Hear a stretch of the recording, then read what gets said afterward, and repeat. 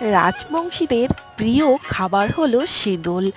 তো আমাদের উত্তরবঙ্গের কুচবিহার রাজবংশীদের এই শীতল খেতে খুবই দারুণ লাগে। আর আমি এই রেসিপিটাই তোমাদের সাথে শেয়ার করব। রেসিপি না, তবে কি করে শীতল আমি তৈরি করছি সেটাই শেয়ার করব।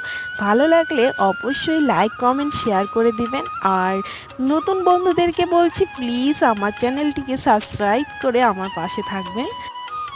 আর নতুন বন্ধুদেরকে বলছি, আমার চ্যানেলটিকে সাবস্ক্রাইব করে দিবেন। আর নিত্য নতুন ভিডিও পাওয়ার জন্য অবশ্যই চ্যানেলটি সাবস্ক্রাইব করে পাশে থাকবেন। আর পাশে থাকা বেল আইকনটি ক্লিক করে দেবেন, যাতে আমার নিত্য নতুন ভিডিও তোমাদের কাছে পৌঁছে যায়। তো আজকে ভিডিওটি এই পর্যন্তই। আর নেক্সট ভিডিওতে দেখাচ্ছি আমি শীতলটা ঠিক কী করে তৈরি করছি।